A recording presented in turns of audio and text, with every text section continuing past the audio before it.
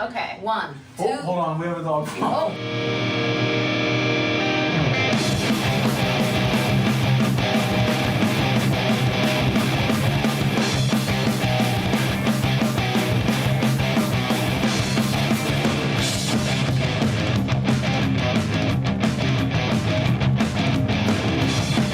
Welcome everybody.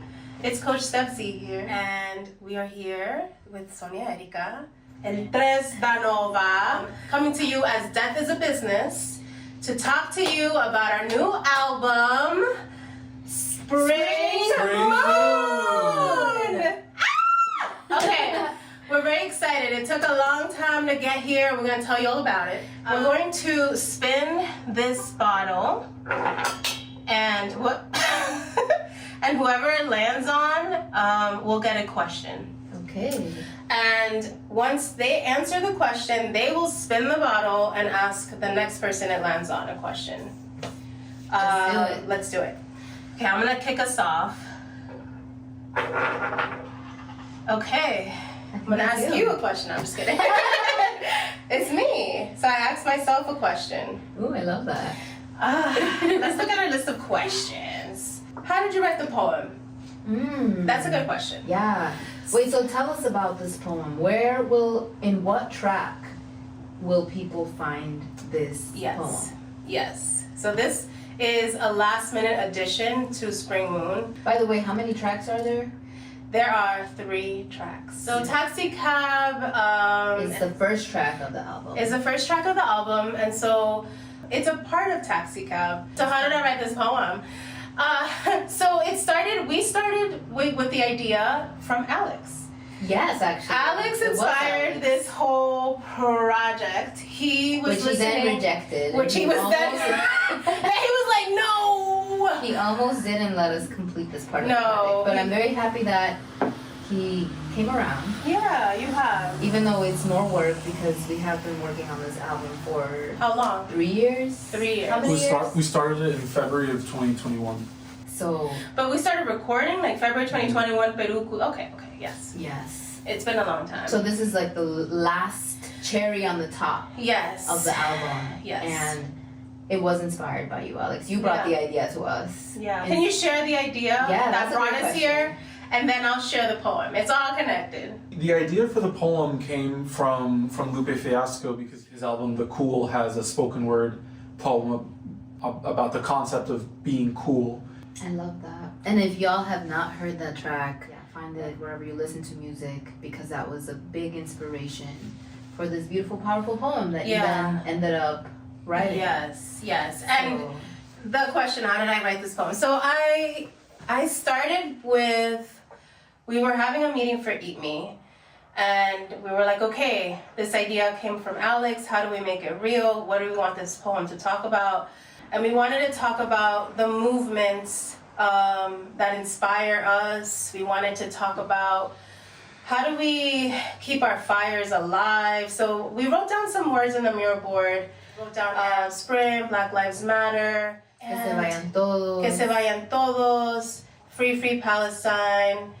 We decided to work on this with Tom from Story Studios, and I started to write more in my book the ideas that came to mind. And then I used ChatGPT to help me think through how to make it more real. Something like, if you're interested in how to use AI to make genuine art, check out our Patreon. Full conversation is there. We answer, what do you even use ChatGPT for? How to prompt ChatGPT? And what else does Steph use ChatGPT for? All on the Patreon, check it out. and then from there, I had that draft that I shared with you. And that was the first time that I saw the draft. that was the first time that we saw, and it was right before we were meeting with Tom. Pulled out parts that you really liked. Yeah, I pulled out my favorite parts. Yes, her favorite parts of a lot of things that I had written down. And from that draft, it evolved into an even shorter draft. Once we put it to the music. Once we put it to the music, because we had a 30-second window for this poem to live, and it needed to be connected to Taxi Cab and the whole album. And also yourself. Like, I want to just take a moment to address the elephant in the room. Yeah. You know, using AI to make art and to make something that's very genuine. And I know Alex, Alex does not believe in GPT. AI or ChatGPT or any sort of artificial intelligence. But I love that you embrace it. And I love that you both have different opinions. Yes, you know. Because I think both are important. Yes. It is important to like value craftsmanship. Yes. And like heavy work and just like the time that it takes. Yes. Like it's like classical music versus analog versus digital. Yeah. And so with that, like what are some of the lines in this poem that you loved? With the current version that exists right now. What are the lines that are really you? You know, if you're saying, because I appreciate what you're saying, that it's what you are the source. Yeah. It's actually very important what you feed to artificial intelligence. Yeah. That's what creates like the magic. Yeah. So what are some of the lines? What is me? A lot of the last 3 lines of questions are me. That was from what I had written down. Say them, babe. Where will you go? What will you do? How will you rise? And do you know what it took for you to be here right now? Because after I had written a lot that was kind of angry in the beginning of the poem, I was like, you thought we'd be scared about what's happening right now? Like, we've been through this. Like, that was the energy I came and started the poem with. But after I got that out, I started to get to a place where, like, I honor my resilient history, and how do I use that in a way that it helps me do my day-to-day? And it's like, I remember who carried me, what it took to be here. I think of my grandma. I think of the people that are alive, but also the people that I've never met, but I know I wouldn't be here without them. Love. Do you know the love that planted you here? Yes. So those essential elements were me. It was me and thinking about, okay, what is the thing that is important to remember so that I'm not just bogged down by the news and the negativity and the fear mongering, and even on social media, the algorithm feeding us the fear and on all this stuff happening. So I hope that the poem did justice to the album, Alex. I hope so. Artificial intelligence. Yeah. And definitely a little bit of the soul, of your soul. Definitely, yeah. Okay. Cheers. Cheers to that. Boop. Boop, boop, boop. Okay, y'all. So what do y'all think about AI? Would love to hear about we would it. definitely love to hear your thoughts Yes. on artificial intelligence. Are you with it? Are you art. against it? Why or why not? Yes. How are you using it? Yes. Let us know. Yes, por favor. Okay. So now who spins the thing? You spin it again? I spin it again. Because I asked myself a question. Okay, it's you, babe. All right. So now I guess I ask you a question. Oh, okay. Who is Hija De La Luna to you? And of course, tell us about Hija De La Luna. Okay. Oh, thank you for this question. Okay, well, originally I wanted Hija De La Luna to be the name of the album, but they disagreed. I'm just kidding.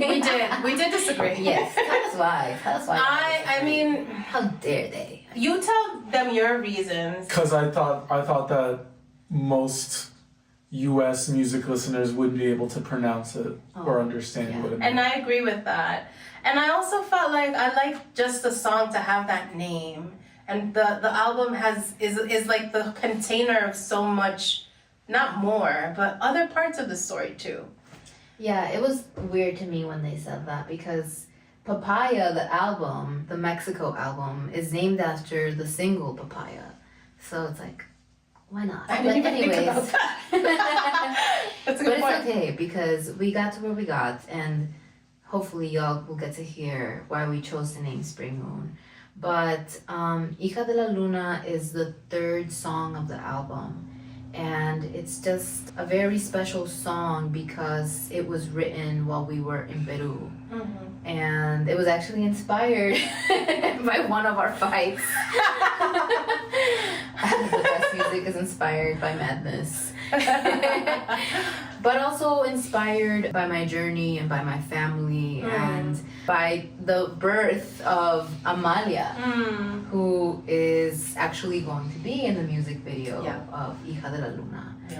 And so Hija De La Luna is an accumulation of me as a child and as a grown woman. And I hope that people can connect with that and can connect with the magic that we carry, our inner essence that we carry throughout our whole lives, that we should always remember. Our inner power that is always accessible to us, even as adults. So in the cover, the Spring Moon album, which is being designed by this amazing artist named Quilla in Peru, you will see a young woman. And she is basically a reflection of all of that. So that is what Hija De La Luna means to me. Yeah, I love that. Thank you, Cheers to Lena. this. Cheers to Hija De La Luna. Tea. Oh, yes, you do. Everybody Just has a little tea. bit. Just a little bit. That's perfect, thank you. That's perfect. I do want to uplift a part of Hija De La Luna's story that we wrote out because we had a process to think through and define her. And honoring the warrior, audacious energy of our youth was very present when thinking about how to bring life to the character. Yeah, I would love to hear what Hija De La Luna is to you because Okay. we both designed this album cover collectively with Quilla, and Yeah. Hija De La Luna is just as much a reflection of me as it is of you. And yeah, I would love to hear what Hija De La Luna means to you. Okay.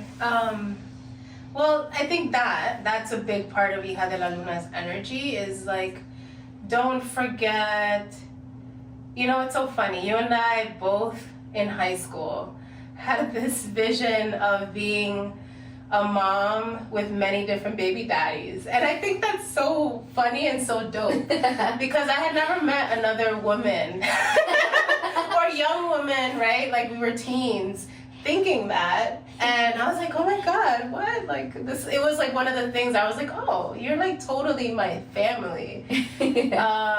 That just always felt so natural to me. Yeah, and I think that for me, it's Hija De La Luna is about the sisterhood and like how our power, everything you said about our inner power, how we keep that light, and just audacity and boldness, especially as we grow older when we're supposed to become a woman or like Fit into the societal norm. it's not becoming of a lady vibes. and like those things, I never want to forget the tomboy, fiery, sassy young woman that is who I was and still am, but I'm just older and I have more wisdom and I've lived through more things. And you know, like, yeah, kind of keeping that energy alive so that I don't limit myself, so that I don't think that I'm not good enough to be a musician or don't think that I'm good enough to, I don't know, do anything. Do anything in life. So that's what Hija De La Luna represents for me. Like, you can do anything. Oh, Don't forget that energy. Hey y'all! So this is the part of the podcast where we take a little bit of time to honor the teams and the people that have made this podcast possible. This podcast is sponsored by Gold Dream Photography. So a lot of y'all may not know, but Gold Dream Photography is actually the production house that has filmed most of our music videos. From Make Love to Hija De La Luna, the music video that is about to come out, that is all Gold Dream Photography. we would not have any videos with 70K views if it wasn't for gold ring photography.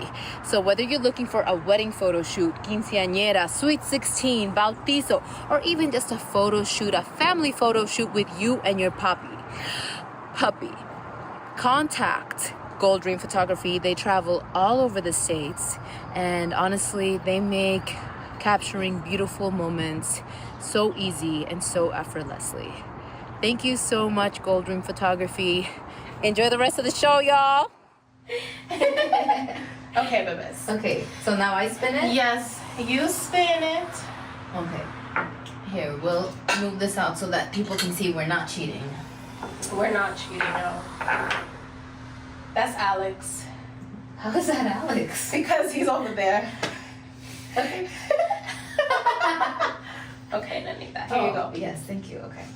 If you'd like, you can Oh, also... this is perfect. Yeah. Okay, so following up with that last question, why the heck did you choose the name Spring Moon? Why did I choose the name Spring Moon? Yes. And just to be clear, everybody, Alex came up with this name. Yes. We will give him credit for that. Full credit. Which makes this the first Death as a Business album that I have given a name to.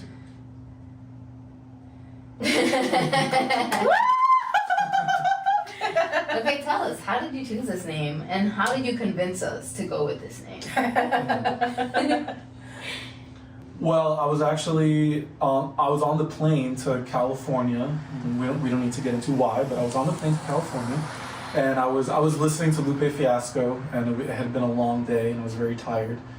And I had been listening to Lupe Fiasco all that week and the week before, and I was listening to his album Tetso and Youth from 2014, and it's so funny because I love I Lupe know. Fiasco. Like, I and you know. even made fun of me I because totally did. I made fun of you because you were stalking him on Clubhouse and you sang freaking happy birthday to him. I wasn't stalking him on Clubhouse. Alex. Wow. Alex is a... He's Clubhouse just a is little bit community. jealous. Yeah, it's okay. But I definitely did sing happy birthday for him on Clubhouse. I love I that. love that too. Yeah. And yeah, you're a little hater, but Sometimes we're little haters. I'm glad that you're on the Lupe Fiasco train now. Yes. Yes. And what did your friend say to you? Oh, you mean Yeah. Jock? You really want me to say it? No. Maybe. We don't need to. Yes, let's hear it. What did he Why? say? Now you It's- started it. You It's not. hear the It's negative though. I forgot what. I thought it was funny. He was talking smack about Lupe Fiasco. Is it funny? I feel like I feel like Lupe Fiasco doesn't get Enough credit. he doesn't get enough credit or enough love from like your typical rap hip hop listener. I agree. Yeah. I love Lupe Fiasco. Shout out Lupe Fiasco. That's right. Feel like he was the right guy for the wrong moment. But I also feel like Makes Lupe. sense. I feel like Lupe crawled so Kendrick could run. I wish Lupe would have run. Lupe's still around. He could still do some stuff, you know? But I'm just saying like. I hear you. Well, we don't need to get into a whole He tangent. paved the path for Yeah. sure. Yeah, for he definitely. intellectual type of rap that Yeah, Kendrick. he was. That's why he was my favorite, because he is an intellectual rapper, Yeah. and I love intellectual rappers. Yeah. I just think he. I'm a sapiosexual. I think he wasn't like as able to convey that into like a very mainstream successful career in the way that Kendrick was. Well, another thing that fucked him over was The record his label. record label. Yeah. Unfortunately. That's why I meant right guy, wrong moment. And the moment includes all of that. All the other things outside of your control sometimes. Yeah. But All right. anyway. Anyways, back So to that Spring Moon. so that album is kind of divided into 4 seasons. So I think the first track is called Summer, and then there's Winter, there's Fall, and I think the last track is Spring. And I think Spring and Summer actually have the same music or it's the same instruments. And so I was thinking it just inspired me. The word spring made me think about it more, about the meaning behind spring. And I thought that, I realized that I wanted to tie that to our album, because spring has a lot of significance in cultures throughout the world. always has, and anywhere all throughout history. You know, the word has political connotation as well, with the Arab Spring.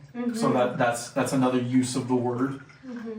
And the moon came into it. You know, that was my. See, I was clever about this. That was my little bit of realpolitik to try to make it appealing to you. That's how he convinced us. Because I know how much you, Sonia, love the moon, and you too, Steph.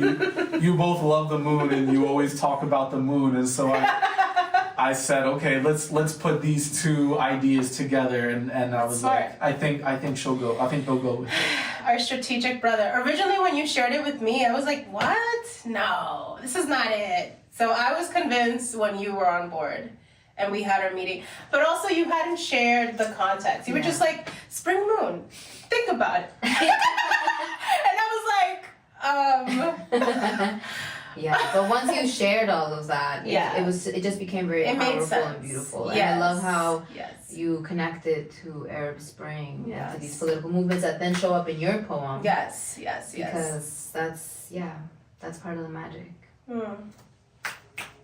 Cheers to that. Okay, spin the bottle.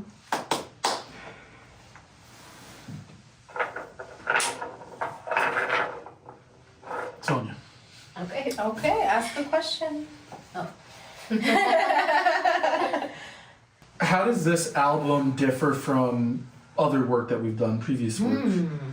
This is just a short version of this conversation. If you're interested in a deeper look on how we produce Spring Moon, check out our Patreon. We answer questions like, who were the big Peruvian musicians that shaped this album? How do you even work with musicians in other countries? Who did we have a crush on? And what instrument did one of us almost steal? Check it out on the Patreon. You know, first it was you and me, Alex, collaborating, and then Stephanie, you joined, and it's just really beautiful to see the evolution of what we have become. You know, when we first, all three of us started traveling together, we all went to Mexico first, and then Peru, and then Brazil, and I don't think you ever thought, I know Steph and I were like, oh yeah, we're gonna go to Mexico, we're gonna record music. Oh yeah, and we're doing that in Peru too. Oh yeah, in Brazil, of course. We've been doing this. But you definitely were one of the people that doubted this whole process from the beginning. And despite that... James Jones saw it before I did. Yeah, it was so hard to convince Alex to join these trips and to do these projects and to record with these musicians. And nevertheless, it's been beautiful to see how you have allowed yourself to create these projects, contact these musicians. I don't know how you found the musicians in Mexico, but you found them. Yeah, that was you. And that was pretty organic. And there's some of the greatest maestros that I've ever made music with. And it's an honor to have been able to do that. And then in Peru, that was repeated again. And that's such a beautiful repetition. And those musicians were also maestros and also super magical. Amazing, yeah. And the way that we met them was very organic. Yeah. We were at a hostel. Yep. They were performing on stage. Yep. And they saw something in us and they shared that stage with us, and that was the Peru album. So it's been beautiful to see like the repetitions, but the distinction is that now we're just getting better and better. And also now like you have joined us as a musician and not just like the Liddy committee, which you will always be because you always have great energy, 10 out of 10. But now you're also putting that into the language of music. And I think that's very powerful because you are a very talented musician. You are a very talented percussionist. And I can't wait to see what your journey What looks the like. discipline nurtures. Yes. And so one of the things that I think we're really crazy about right now is hashiras. Oh, yes. And like Demon Slayer and becoming a hashira. And harnessing our discipline, our rituals, which you've been on. Like Alex is Alex is totally a a Hashira. Hashira. He is the Hashira in the front. And then you know what? This is why, like, there's magic between the band collectively, and Alex with his just ability and his mastermind brilliance in the composition of things. We were able to communicate with these maestros in their language Yes. because of you. Yeah, without you, Alex, those projects would have never happened. Like, you know, music for me has been a very like oral history type of teaching that I've received. You, on the other hand, have formal teaching, and without that, these recordings would have never happened, because these musicians, they are fucking maestros, and they will not take you seriously if you don't know what key you want them to play in. Yeah, Which I and still you don't can't know. guide. We're still learning that. But it's still, you know, we still have our own power. Absolutely. Like, we know what we know what magic we want to bring. We're developing our language. Yeah. And it's just, that's what's dope to see. Like, Yeah. the Hashira, who is in-house Hashira, and then The us Tanjiros. becoming- Yes. Yeah. And for myself, like, I see that in the beginning, I was like straining my voice. Also, never play with a bad drummer. But no. A loud drummer. They might be good, but they might be too loud. Well, that's a bad drummer. Maybe, yeah. But in the beginning, That's a debate. it's not a debate. Is that a bad drummer or not a bad drummer? It's a bad drummer. A good drummer should be able to allow the vocals to Dynamics, shine. yeah. And that takes a lot of skill. Yeah. And in the beginning, I didn't know that, but I also, it frustrated me because I would try to shout over the vocals. And so what you will see in this album is like the evolution of what I've become, and with my teachings of just being around all of these amazing, beautiful maestros. And even somebody like Tom, our vocal teacher. Shout out to Tom and Yeah, Story shout out to Studios. Tom, yes. Who, you know, has reinforced that, like, I am a leader and I can do it, and I should be more, what's the word he used? Assertive. Assertive. Yes, that was his advice. Yeah, and it's important. It's important because we are synchronizing as a band, and you are bringing the voice and the emotion and the life energy to the song. If we can't hear you, that's gone. So yeah, I love that. I love that he's reinforced that for us. And I can't wait for our future albums, because you guys will really get to see, like, who we become through this discipline and these rituals. So I'm excited. Beautiful. Also, wait, I just want to share one more thing. Yes. Well, no, that's all I'll say for now. Go ahead. What's the thing? These cliffhangers. Well, I just want to say that, you know, in the beginning I was very much transitioning from the weed industry into the music industry. Even though I had put out a few songs, they were published on Buzzsprout or BuzzFeed, but it wasn't until I started working with you, Alex, that I really allowed myself to become a musician. And it's been nice to be under your wing and, you know, singing to the songs that you've written. And now I'm even more excited to, like, continue making my own words and my own lyrics. And that's been present in the Mexico album with Hacer el Amor, which is my favorite song of the album. Sorry. Yeah, it's a great song. It's one of my favorite songs you've written. Maybe my favorite. What about Hija De La Luna? I like that one too, but Make Love is very special. Wow. Yeah, so that's cool. Like writing our own songs, and I can't wait to do more of that. Yeah. And I know that you see yourself also producing more of your own Yeah, songs, which yeah. I'm excited about, Yeah. because I can't wait to sing on Hello. them. Yes. Hello. Okay. That's right. So that's the evolution that y'all will get to see, the distinction Yes. that you will see in this Spring Moon album. That was beautiful. Yes, our evolution. Okay, who's spinning? I'll spin it. You're spinning. Kutuku. That's me. Okay, so then you get to ask me a question. Okay. Hope I ask the right one. There is no right one. Did any wild stories or moments shape this album? That's funny.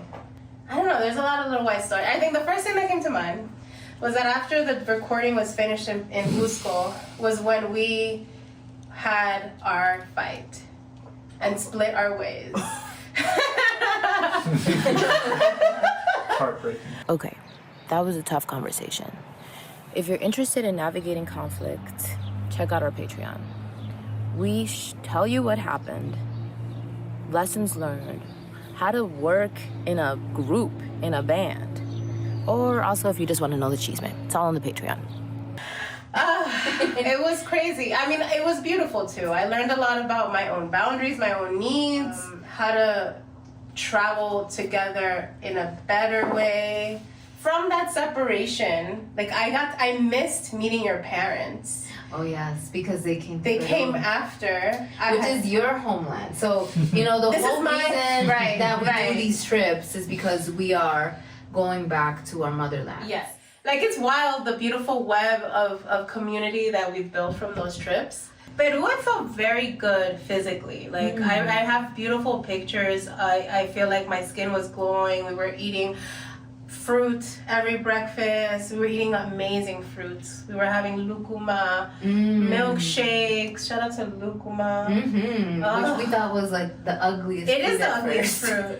It is ugly. It looks rotten. I was like, I don't want to eat this. It looks like a little piece of poop. Yeah, it's horrible looking, but it's like don't judge a book by its cover. It's gold. Cream. It's like ice cream. It's like as gold as avocados. Oh God, yes. Yeah, and it's crazy because the air was like so much thinner over there. So. I mean, we were climbing a mountain every day to get home because Cusco is literally a mountain and the steps are steep. We started at Supertramp. Yeah, we started, which is a really awesome. It's a dope. My parents did not want to stay there. We took the trek because it's on a hill. Oh yeah, and it's overlooking the beautiful city of Cusco. Yes. And so a river runs right beside it. It's gorgeous, but it's hard to get to. Yeah, and I can't believe that I made the trek there with my parents, and then they were like, "We're not staying here," and I was like, because it's just not comfortable for them. No, it's more for hippies. So if you're okay with a little bit of. But you know, when we were staying there, it was really cool. It was during the pandemic. There was barely anybody there. Yeah. We had a whole dorm to just 3 people. Yeah. And it was so cool. Yeah. I don't think there was that many different options to choose from in that town that fit our needs because there was a lot of hostels and like hotel spaces, but we always wanted a kitchen. And anytime you're searching for a kitchen, that always restricts your options. I've just come to learn as I've gotten older that, you know, people across life, across the world have, anywhere, you know, it's not about like country or anything like that, but just people in general have very different like standards and necessities when it comes to like living spaces. And I'll be the first to admit, I know I'm a picky motherfucker. Like I'm super picky, I'm super needy, but now, you know, that's also like my superpower because I know what I need and I won't accept something that isn't to that standard. But, you know, whereas a lot of other people just don't care as much about that, but maybe they care about other things. So everyone has very different needs. Yes. Today's podcast was brought to you by Antojitos Doña Fela. Antojitos Doña Fela is a Vendy Award-winning food truck bringing you a little piece of Peru's deliciousness to New York City. You can check them out on Vice. They have a documentary on Antojitos Doña Fela. And if you're ever having a craving, you want some pollo a la brasa, check out the Brooklyn location in Sunset Park, El Pollo Peruano 2. If you want some tamalitos, un pan con chicharrón, anticuchitos on the weekend, go. Don't sleep on them, New York. Taste a little piece of the Peruvian magic. My grandmother is the founder of this business and has spent her life crafting these recipes, refining, improving. And so check them out. My aunt, mi tía Karin, is the person that convinced Little Miss, I don't want to be a tourist, but I'm a tourist, to go to Machu Picchu. Because you were adamant, and I was like, before we were fighting, we gotta go. Yeah, we were fighting. Yeah, Stephanie really wanted to go to Machu Picchu, and I was just being a stupid brat. You probably associated it with like Times Square. I did, because I feel like it's such a touristy And thing, like Machu Picchu. it's you know? sacred. But then, we got into a fight, and I'm glad that we were fighting, but my aunt went to meet with you guys for dinner. yeah, she did when we were in Cusco. Yeah. And she's the person that convinced me to go. And when I went, I felt stupid as hell. Because it's just a very sacred place. At least you went. I mean, And I just couldn't believe it. I definitely thought it was so magical that I went there twice. Once with Alex and I, and the second time with my parents. you must. Exactly. You must. I was like, what Yeah. the fuck? I need to bring them to this magical place. You must. Like, it is my duty for my parents. And I'm so happy that she convinced me, because Yeah. they loved it, and it was Good. so magical, so healing. So hopefully in the future we will be back together. Oh my god, I didn't even think about that. Maybe. But I'm glad you went. That was Shout out to important. Peru. Shout out Peru to was Peru. so Peru. fucking beautiful. Yeah. La montaña de siete colores. Actually, yeah, why don't we talk about that? Why don't we talk Wow. about our most favorite places of Peru? Okay. All right, you know what to do. If you want a list of our favorite places in Peru you should visit, check out the Patreon. We answer things like, where did my dad almost die? / what is a good place to physically challenge yourself in Peru? How to navigate our favorite city in the jungle, Pucallpa. Steph's experience with ayahuasca. And as a Patreon, you can always send us a message if you want us to connect you for your journey. How about you guys? You guys want to share your story with Pucallpa? You wrote an article. Yeah, So if I you would wanna definitely encourage everybody to check out Alex's beautiful article. Yeah. I think it's actually my favorite article that you've written, Alex. It's in Filter magazine, and it interviews the very powerful maestro and shaman Isasina, who we met in Pucallpa. And I will just say that this journey for me inspired the cockroaches you will see in the Hija De La Luna Yes, they music video. did. Yes. We'll share more about that later, but I think we've shared enough for now. I think so. Yeah. Thank you, everybody, so much for tuning into this beautiful, powerful moment. We hope that you enjoy the album so much. Alex, where can people listen to the album and support us? Anyone can listen to the album on Spotify, on YouTube, on Bandcamp, pretty much any streaming service. Our preferred method, go to our website, deathisabusiness.com. And Steph, what is the best way for listeners to share their own stories and connect with the music? Tell us what you think. We want to hear what you think. What song is your favorite? What comes up for you? And also check out our Patreon. We pour a lot into our Patreon from our personal lives, our journeys, what we're learning about, what we're doing. Yeah, the money that we make from Patreon is to help you guys be a part of these stories and get all of these travel experiences, but most importantly, to pay the artists and the musicians, todos los artesanos that come across our way, so that we can connect this world and those worlds together. Yes. So thank you all so much for tuning in. The next thing to look forward to is our tiny desk. We're gonna be recording a whole bunch of tiny desks. Yes. So we hope y'all enjoy it. Yeah. And that's it. That's it. See you soon.